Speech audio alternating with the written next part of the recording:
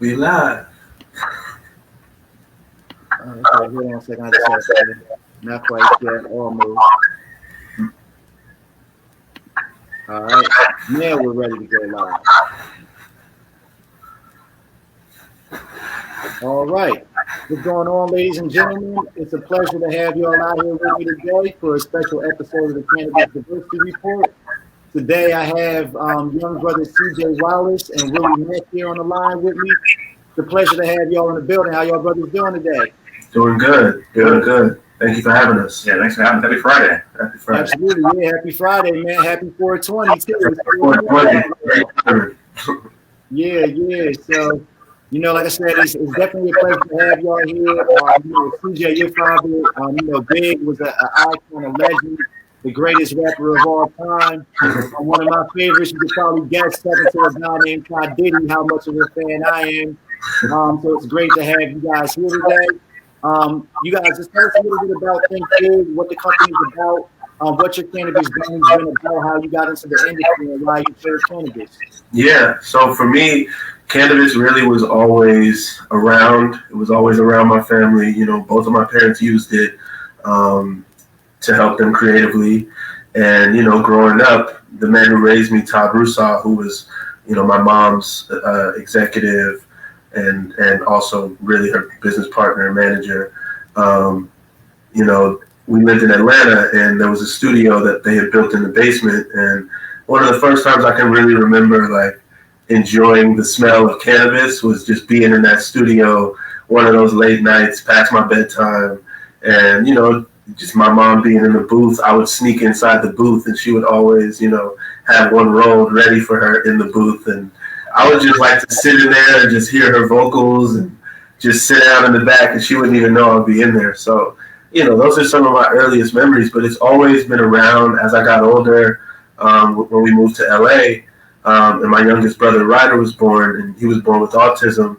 And my mom always didn't look into, pharmaceuticals and drugs like Ritalin and stuff. She always was looking for holistic medicine, just natural medicines, and cannabis and CBD were the first ones that really came to mind because it was something she was familiar with and she knew about it. So, once she did her own research, and we all did our own research about the power of the plant for, all kids with autism, epilepsy, and different disabilities, it just became, a bigger thing that I wanted to research and, do more research about. Also, my great grandma battling with arthritis currently. My grandmother battled with breast cancer. So, looking at different forms of medicine was always just interesting to me. And hearing those, stories about people with Parkinson's or people with cancer, and as soon as they tried CBD or as soon as they tried cannabis, everything went away and it was like they were cured. So I just always wanted to try to share those stories and spread those types of messages. And it really developed after I was actually filming a TV show in Atlanta, and my dad, Todd Broussard, was actually with me while I was on set, and he was seeing me use cannabis before I would get on set, once I, to help me relax after a long day. And it just kept me recharged and kept me in a positive state of mind and ready to work.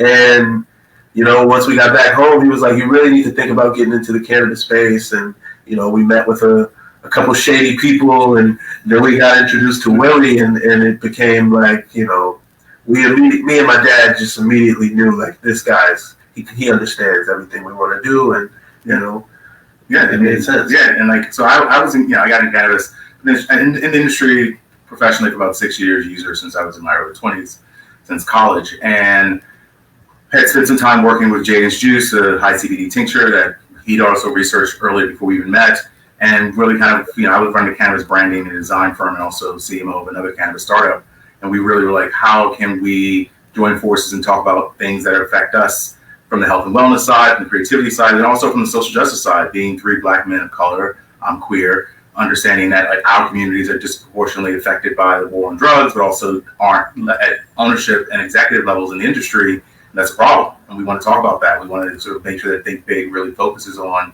those issues. How do we talk about, one, these plants should be legal, hemp and cannabis globally, so we can make sure that that's something that can be done. make sure that we can really talk about how do we talk about the criminal justice system and reforming that, abolishing it, reforming it, changing it in a way that is fair and equal and just across the board, as well as in equity in terms of like reinvestment in communities, reinvestment in education, making sure that money is spent to rebuild the community that were most harmed by the war on prohibition.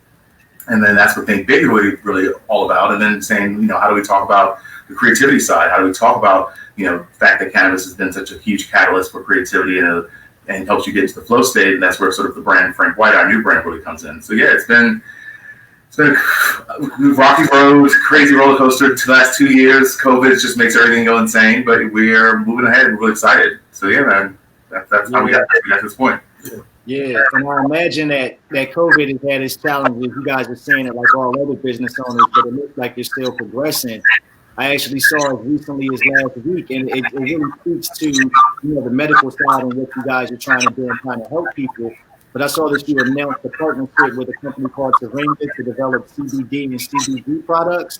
Talk a little bit more about that. And for people that aren't aware of some of the benefits of CBD and CBG, share a little bit more about that too. Yeah. I'll forget. So I'll kick it off. So the CJ's initial point around one of the two ways he got into the industry was around his younger brother and autism, and really seeing CBD, hemp-derived and cannabis-derived, having a real impact on his health and wellness and his behavior. So as we were looking at sort of partners the last couple of years, wanting to sort of say, okay, how do we bring a cannabis product to market, a CBD product to market? What should we work with, and what are the delivery methods that can make sense? For us, sublingual was always one of the best ways. It's discreet, it's easy, especially for hemp-derived CBD. When we launched a collaboration a year ago, we had a cannabis product that was only available in California. We got a lot of DMs and people being like, yo, why can't we get this in New York or Atlanta or Detroit or DC? And I'm like, because it's not legal there yet. So we were like, okay, we do our next product, whatever we do, we want to make sure it's something that can be utilized across by everybody, so it's not just limited by geographic reasons. So looking for the right partners. And then we got introduced to Riga Sciences, awesome company, Seth, the CEO, and he spent a lot of time the last 2 years.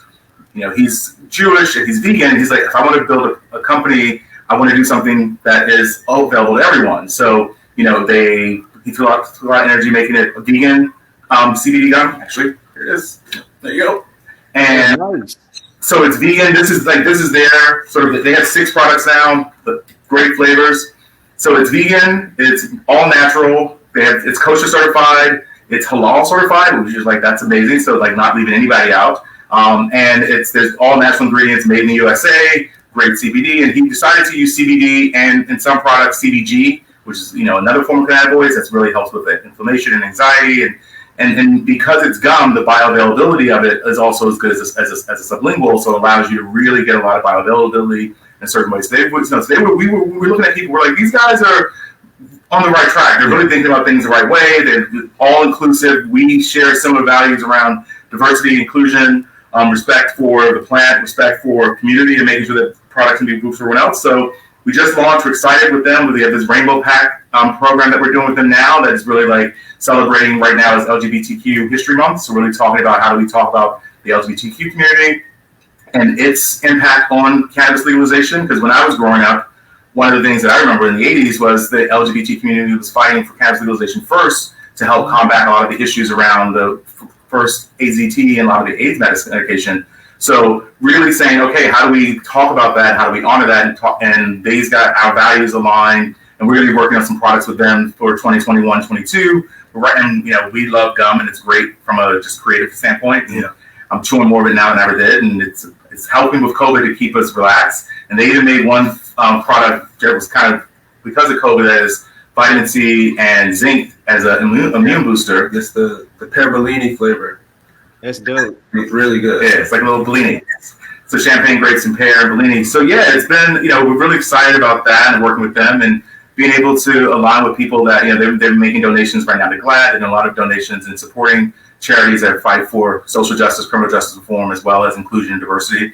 And it allows, it was one of the important things for CJ to say, how can we really talk about CBD and the non-psychoactive side of the plant as it relates to health and wellness. So people are like, you're a cannabis company. Like, yes, but hemp and cannabis are cousins. They're both amazing plants. Right. we want to make sure that, you can buy it online. There's a Think Big 13 discount code if you want to use it to get 13% off, free shipping. So we really want to say, how can we support a company and start developing products under our brand that speak to all the things that's important to us? Yeah, so it's exciting. Absolutely, that's dope. Right, and then gum is one of those areas of the market that's not super saturated. So you're like an early mover on there. Like you're not doing something that a lot of people are already doing. So that's a great lane. Yeah, that's why we love him. We love Seth. He was thinking outside the box from the beginning, and they're doing a lot of other really incredible stuff that we can't talk about. But yeah, they're all. All right, so we can't talk about it. That was about to be my next question. What's coming next? What's next in the pipeline? There's some things in the works of product development stuff that's happening. Yeah. On the CBD side, on the cannabis side in California, some fashion apparel, and then his birthday's coming up in a couple weeks.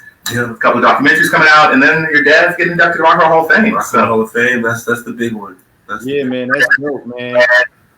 Yeah. Are you going? I'm sure you're going to the ceremony. Yeah, so this year, because of COVID and everything, they actually were going to do a live. They usually do it in Cleveland at the Rock and Roll Hall of Fame museum, I think. And this year, it's only going to be digital. They're going to be still stream it live on HBO for the first time ever. So it's going to be everybody can be able to watch it on HBO, and they basically did little 10-minute sort of mini docs for each inductee member, and me and my sister and a bunch of the family members got to be a part of that. So it was really nice. It's going to be dope. Yeah, man. November 7th. 8 o'clock Eastern. Coming up right after the election, huh? Yeah. Hopefully the world won't blow up. It'll be a big celebration.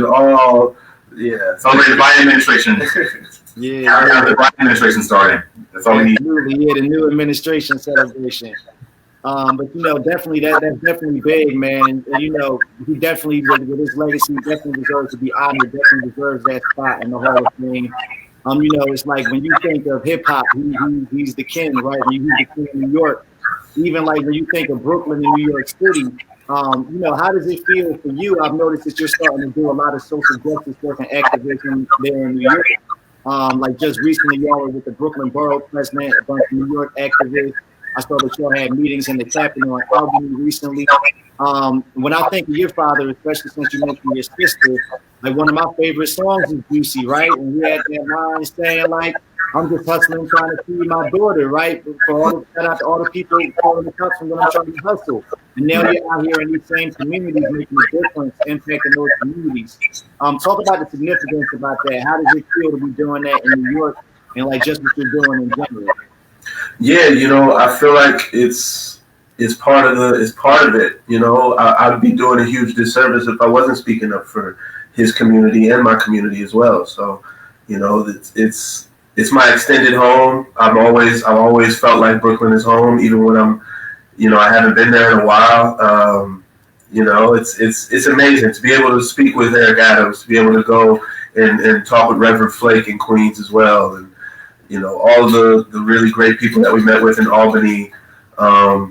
It means a lot, and it shows that the Wallace name holds weight. And I just want to be able to give back as much as I can, and share those same stories that people don't often hear about.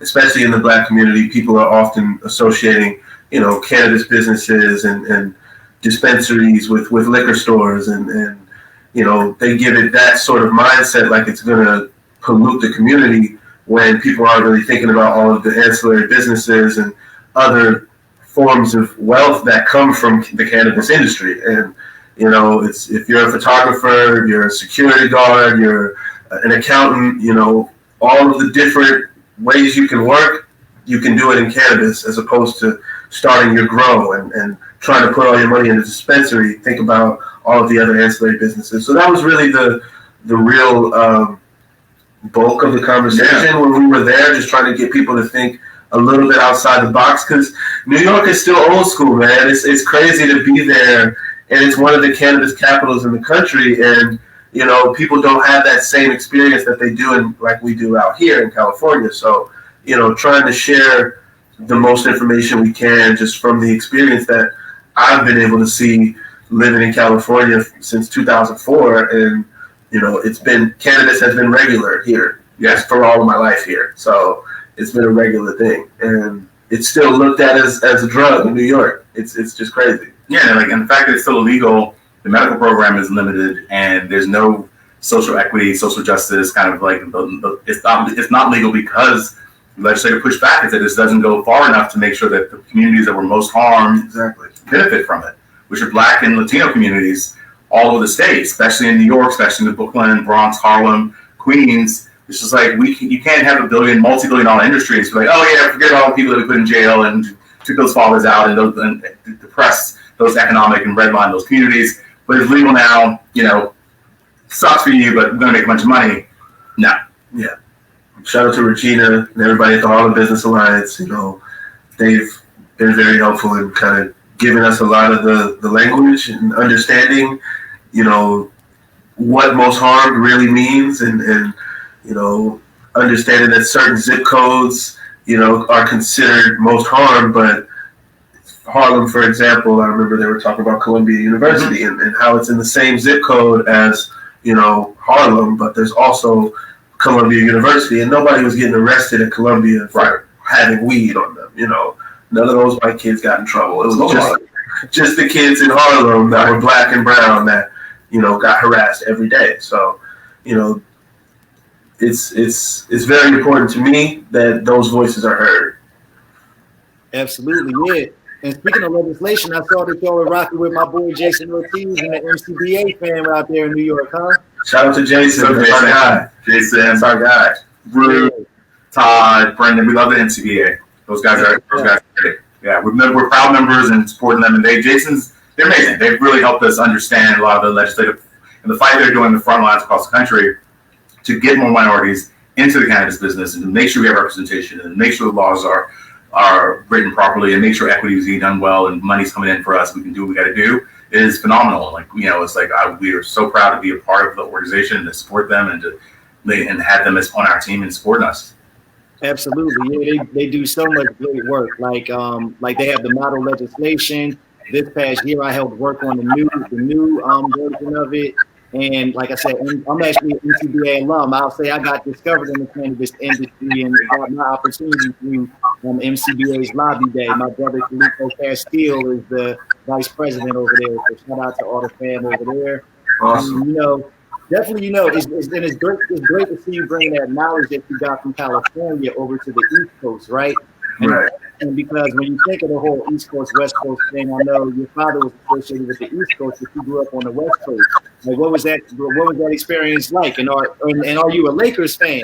Oh, 100%. I'm Lakers till I die. I didn't bring any type of anything in here. Right there. Where? Oh, see? This is my dog's keychain. I got that. But we are still celebrating. It's a happy time over here. We're back on top. Yeah, man. I've been in LA all my life. Technically, I feel like California is where I want to, live the rest of my life. Eventually, I obviously want to have a place in New York once I can afford that place. But LA is home for me, man. I've been here for most of my life. Yeah. Hey, I would say Cali, great place to visit. Anyway, man, y'all were talking a little bit about ancillary businesses. And Willie, I know you talked about that experience and how important it is when people think about the cannabis industry, that you think about the ancillary businesses. Everybody's not going to have a dispensary. Everybody's not going to be a grower. I know you had a long, your track record, your original career was in marketing and communications. What was that experience like transitioning, and how valuable are those skills and what you do today? Yeah, I started in finance, and then went to telecom, then went to NEC Oracle, and then really got into global marketing communication. He's had like 50 jobs. It's like, dude does it all, huh? I feel like that skit from another call. I'm like half Jamaican. You only got 14 jobs, and you're crazy. Yeah, it's like I spent a lot of time working with like global brands and worked on the team to relaunch Ray-Ban. Absolute Vodka was a client of mine for 15 years. A lot of fashion, entertainment, Estee Lauder, beauty.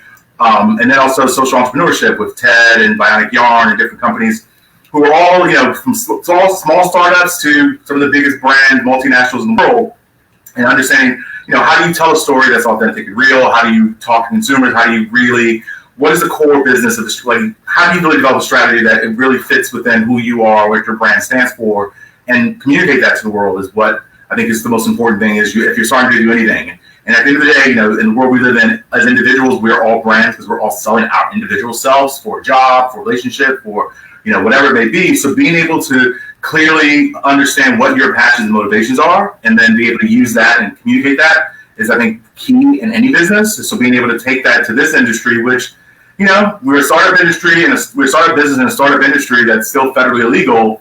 A lot of hurdles, a lot of challenges, a lot of issues. So how do you, one, being an entrepreneur for so many years, flexibility, patience, dedication, finding the right people, motivating, all those things are key. Working with partners and really kind of understanding where your strengths are, where your business partner strengths are, where your team strengths are, the alliances you have with your external agencies is all part of it. But at the end of the day, knowing what your true north is, what are you really in it for? If you're in it for money and trying to make a bunch of cash, good luck. Because you're going to need a lot of cash, you're going to have time to make that happen. If you're in it because you're trying to solve a problem that's real, that's important to you or your family or your community, that makes sense. If you're going to do something on the ancillary side, like CJ was saying earlier about, everybody wants to, I want to open a dispensary. My first question is, have you ever run any kind of retail before? No. So you want to open a dispensary, you've never worked in retail, you've never run a retail, you've never run a store before? No. Okay, so you might think that might be a little bit difficult. You might want to either partner with someone who has, or what do you do now? Well, I'm a copywriter. Okay, great. There's lots of stories to tell in cannabis. Why don't you start doing that first to understand the industry? It's a safer bet. It's federally legal. You can open a bank account, all those things, and you can start to get into the industry in a way that allows you to do what you do really well, and then build onto something else, and not sort of rush and think is going to be. They call it the green rush. And there's a lot of big businesses and the corporations in Canada, and that whole craziness has kind of calmed down over the last year with Vapegate and COVID. When people are now like, okay, how's this industry going to act like an industry and have businesses that function like businesses should function, and have that recognize that it's not going to be just like grabbing cash out, quick turnover, a bunch of money. It's going to be hard work, dedication, time, and energy, and sweat and tears to make anything work. Just like anything else. Yeah. And I think that's one of the things people kind of get excited about, like, oh, it's a green rush. It's like, it's a green rush if you got $1 billion behind you and you from Wall Street and you white, you got your boys just getting cash.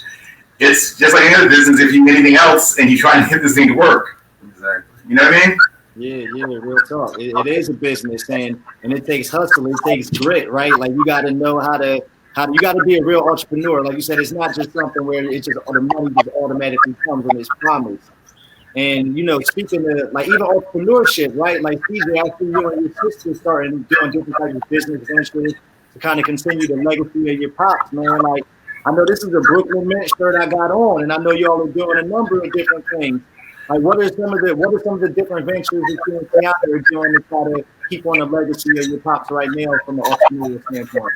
Yeah, she's been, heavy on her Notorious clothing. That's been her baby since, for as long as I can remember. She's always been, always wanted to start her own fashion line. And, she's really now starting to elevate and get into some different sort of styles that I know she really was hesitant about before. And she definitely wants to come to LA just to kind of see the fashion landscape from a broader perspective, because she's been in New York really all her life. So, we've been talking about her coming out here, us potentially collaborating on some other things as well. I know she's always wanted to get into beauty, and thinking about how that can work with cannabis. The options are endless, as far as what we can really do together. Yeah, man, she's a creative genius. I love her to death. Hey, Tiana. Shout out Tiana. Yeah, we've always been really distant from each other, but whenever we see each other, it's like, oh, we like no time was missed. You know what I'm saying? So, she's actually going to be here, coming to LA for my birthday in a couple weeks. So that's what's up, man. Yeah. That's what's up. And you just did like a new album, like remixing your pop's music, right? Yeah, man, it's in the works. We put out the first single, the Big Papa House Mix. That's out. It's on YouTube. Title Apple, Spotify. You can go check that out. Jonathan Hay helped us out with that.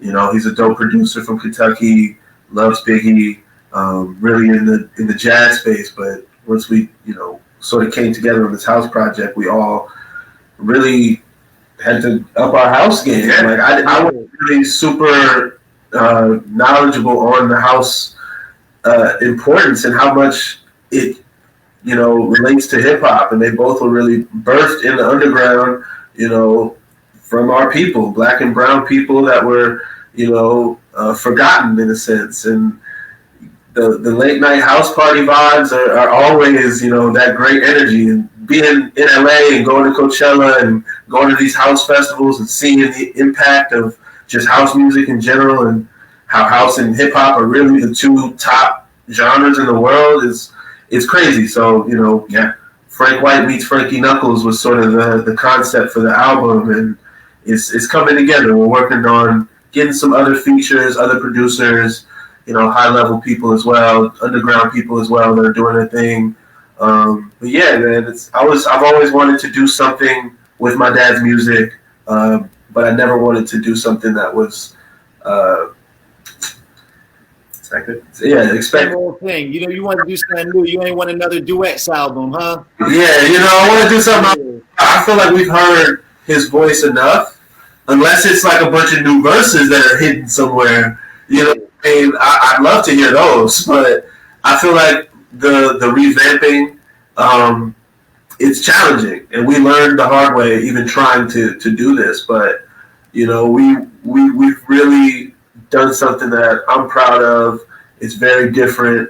I know the house heads love it. The real challenge is going to be getting the hip hop heads to sort of understand the house sound, because it's different. And if you're not really into it, it's hard to get into it. So trying to get into it with an open mind is really what I'm really preaching to people. Don't expect Biggie. Like, it's really just his energy in a house format. And I feel you, because like I grew up in Jersey, so like, you know, I understand the house music. I rock with it. Jersey, so really, you know, man, Jersey, we off the house music, man. Yeah. My pop was a jazz musician, so you know, like just those different genres of music, I've always had an appreciation and understanding for it. So it's important, and I think for you to even take on that risk to do something different, because like you said, people hear Biggie have a certain expectation. So for you to do that and go outside the mold and do something different, definitely applaud you on that, bro. Appreciate you.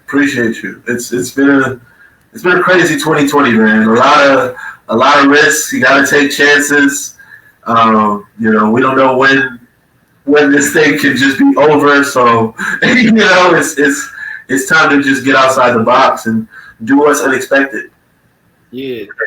And speaking of the music, though, what's both of you? What's your favorite Biggie song? Or really, what's your favorite song? If I had to choose one, it always changes, man. Like, honestly, it changes every day. I really can't sit and pick one. But if I'm gonna just pick one right now because I'm feeling like this is my favorite today, is Player Haters. Player Haters, because that's like, he was in a whole different element.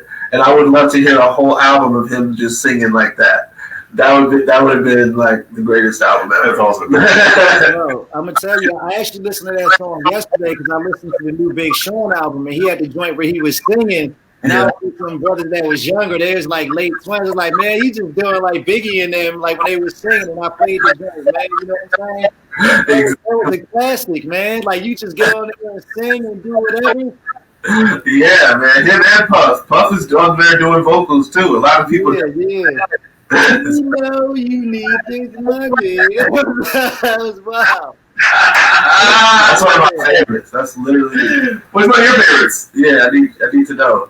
Yeah, but you know, that whole album was crazy, man. That album like changed my life. Like, I literally remember More Money, More Problems. That song specifically is like the one song, like I remember the exact moment, like I heard it, like who I was with, like where I was at. Like, and that was like my whole vibe right there. But like, I was actually thinking about, like, as we were talking, I was listening like the music. I was listening to the song King Fat Commandments, man. And I was thinking talking about, especially like with you being in the weed game, and, like, you know, essentially, right? It's the opportunity to sell weed legally and hustle. Right. Your boss was the king of that, man. When he gave the 10 Pack Commandments, laying down.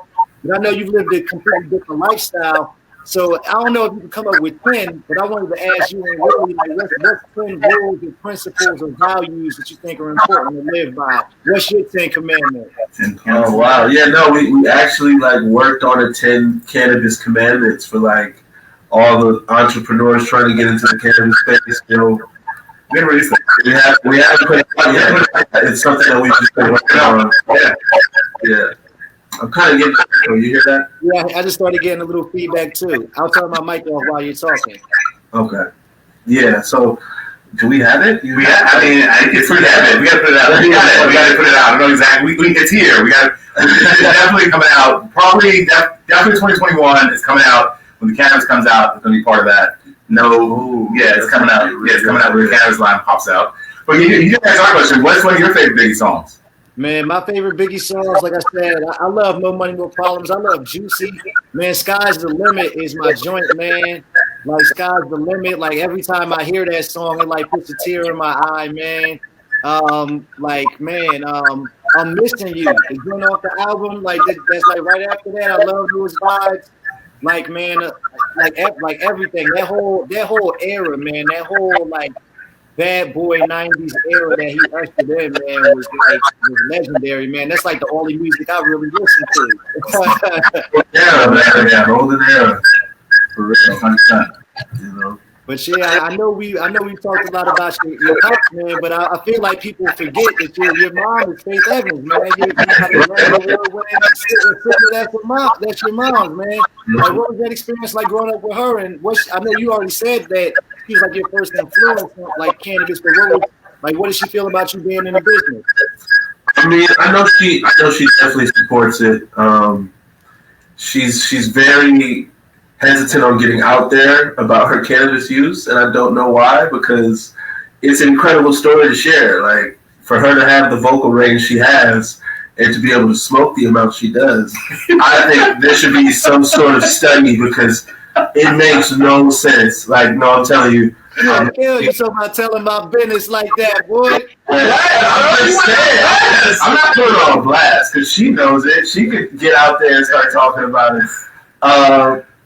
I love my mom. You know, she's one of my favorite people to really. The first time we smoked together, it was actually like the funniest thing ever. But you know, we have a. We can't tell that story. We don't just say that. I'll blow my moms up too, man. I'm smoking my mom and my pops, man. They watch.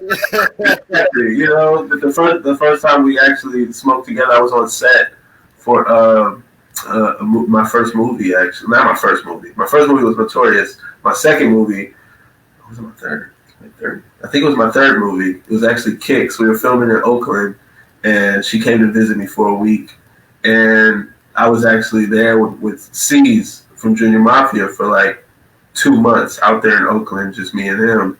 And my mom comes to visit, and me and C's have been smoking the whole time. So I was like, don't act like we haven't been smoking when she comes in here. Like, please. Try to throw you under the bus, act like I wasn't smoking. Yeah, like, don't do that. Dude, just go right into it. Like, as soon as she sits down, we go get it going.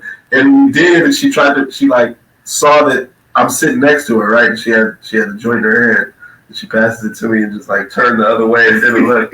And I just started dying. And, you know, our relationship has always been like that. I've always been like really eager to build that comfortable relationship with her, and I'm really happy that we do have that now. So it's been great, you know, really being able to grow up in a household that was pro cannabis, and being able to, obviously when I was in high school I had to hide and, you know, act like I didn't smoke and stuff, but once I got to that age where I was like, okay, I need to be able to talk to my parents about weed. Like, it's weird. And all of my white friends can go get drunk with their parents, but I can't chill and smoke with my parents. Like, I feel like that conversation should be just as simple. Like, talking about alcohol, talking about cannabis.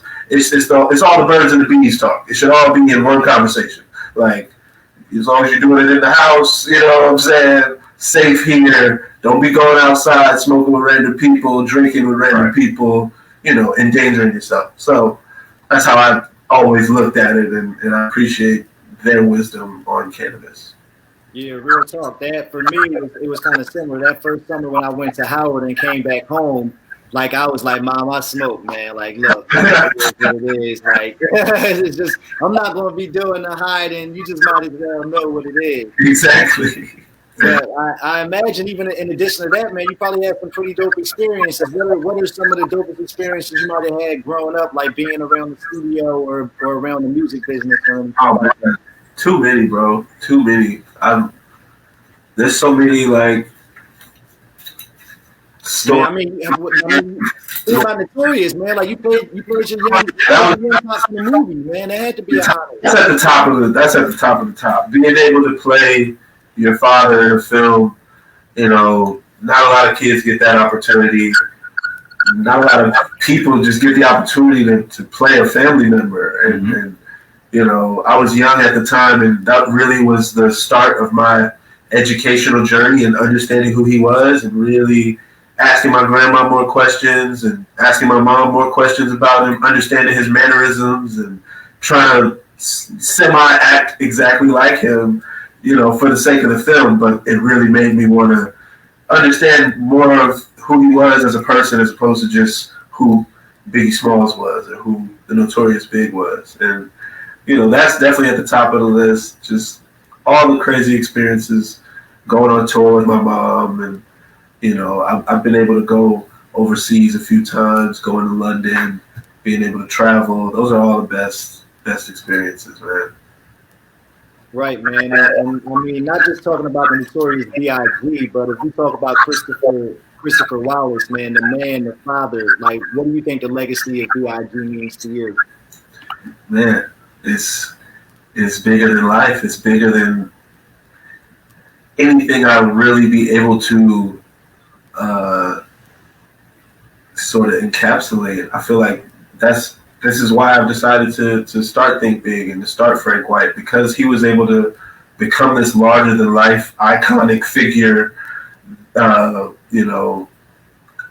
We can actually build brands around this and start to develop new ideas and help people really understand the man behind this whole, dark figure, and being able to tell these certain stories, one by one, and learning through my great grandma and all my family in Jamaica, and being able to tell that background story and understanding the culture of where he really came from and why, he had the Jamaican rum and the patois, and all was part of his life. And my Uncle Dave was really one of the first people who smoked with him in Jamaica, and he's he's like a super OG Rasta dude, and I love all of my family, man. It's just amazing to be able to tell the story with my sister and with my other siblings as well, and I want to be able to have my grandkids learn from this and start their own thing, and also follow in the footsteps, continue the Wallace legacy. I think you're on mute still. You're on mute, bro. I think you're on mute. You're on mute still. Yeah. Oh, man. Don't worry. It's good to see y'all come together and be able to do something great, to be able to honor this legacy. And y'all both have very different backgrounds. Like Willie, you coming from a business background. CJ, you being a son of a legend. So what I would ask you, both the question is, like, Willie, what advice do you have for people that want to transition from other types of professional careers, that want to try to get into cannabis? And then CJ, for you, people that may be, that may be a celebrity or somebody that has like an actual brand or something, how can they transition that brand over to cannabis and stay true to it? What type of advice do y'all have for other people that might want to get in the industry?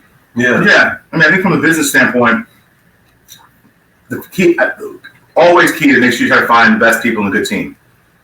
People you can trust, and people who are going to have your back and give you good advice that's not based. We have great advisors who are advising us because they want to, not because they're financially incentivized, not because there's any. It's like they believe in what we're trying to do. So I think that once you figure out, whatever your business is doing, you want to move it into cannabis, find the right advisors, get a really good lawyer, find the right team of people that can really help you, and join associations. Join MCBA, join the NCIA. Talk, understand, and start to do your research and understand what's going on, what you're getting into, so you can have a better sense of like how to navigate it in a way that's going to always be true for you. And I feel like for me, anybody that has a brand and that has value, and first they have to be, genuinely in love with cannabis if they want to get into cannabis, because that's the number one thing. Like just getting into it because people like it and because people smoke weed and you don't, it just looks weird. It looks like very ingenuine. I feel like that's the biggest thing. Just find a genuine brand that's actually in it for the right reasons. And, like we were saying before, if you're, for example, I don't know, who's an example? Lindsay Lohan, for example, if she wants to get into cannabis and do a makeup line that's, fully CBD and great idea. I'm a genius. Hire me. There's other verticals. It's not just cannabis. You can think about beauty, think about the health and wellness, think about food, think about, if you're a chef and you just want to make some good food and do that, that's another idea. We know some really great cannabis chefs that have their own dinner parties, and it's really crazy. You just got to think outside the box. I feel like whatever it is, like we were saying before, whatever it is that you love to do, try and find a way to bring that into cannabis as opposed to just trying to sell weed or just grow cannabis. It's you can do what you love to do. So right.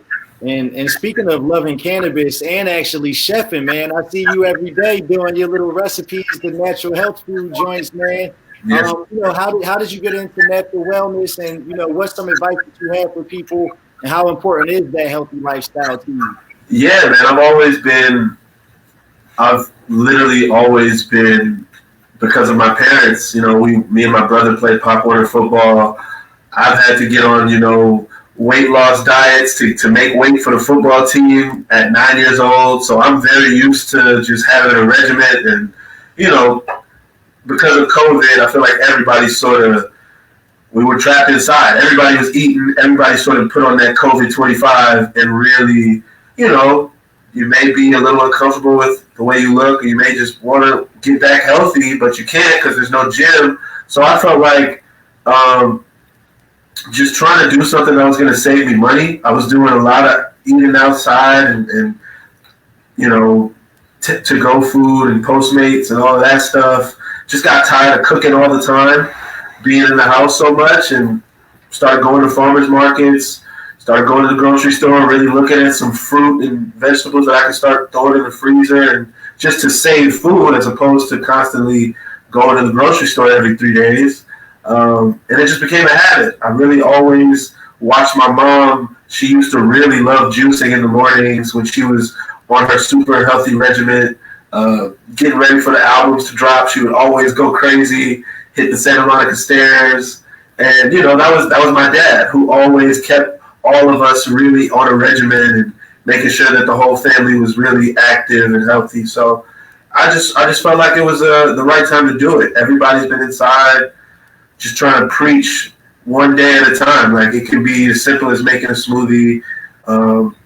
Also, because I got a dog now, just having to get up in the mornings and take her outside, it's just kind of kept me more active. So, yeah, the smoothies has been just a random hobby that really turned into an addiction now. I love it. I really can't not start my morning without one. So it's been very helpful in just keeping my food balance, because I still eat.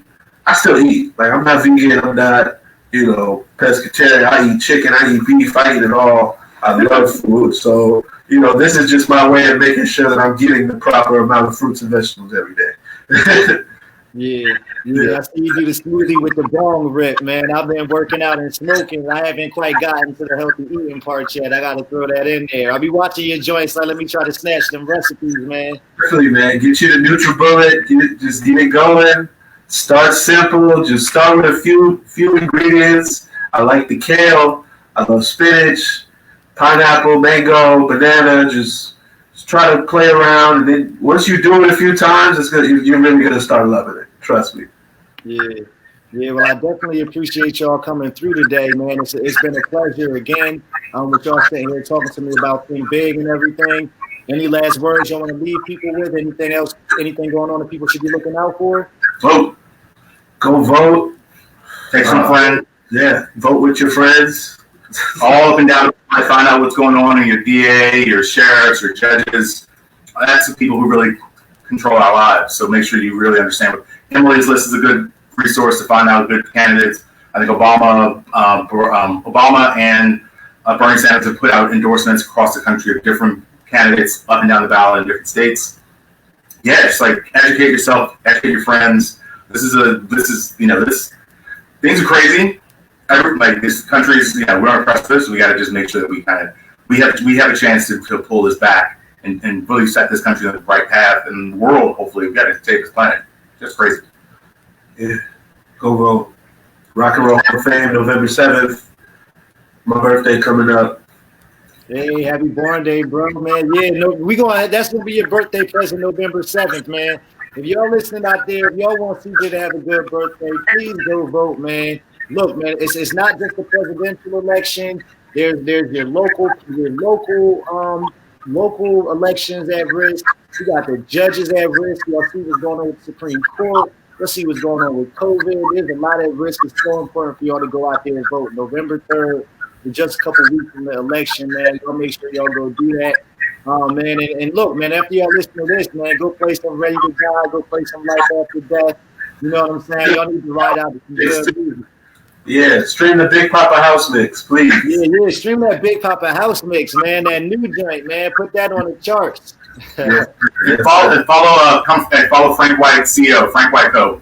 Our new brand. We got some new stuff coming up around the same time, the Hall of Fame, going into the year. So that's our lifestyle brand. So we'll look at stuff coming on that. So check it out. Yep, and can y'all tell everybody where they can follow all your social media ministries and both of you guys personally on social media? Yeah, Think Big at Frank White Co. My Instagram is at C Jordan Wallace, and mine is at TheMackster, the Master. Yeah, well, it's been a pleasure rapping with y'all, brothers. Everybody support Think Big, support Black business. It's been another episode of the Cannabis Diversity Report, and I appreciate y'all rocking with us. Appreciate you, brother. Peace. Have a great weekend. You too. Yep. Thank you. Yep.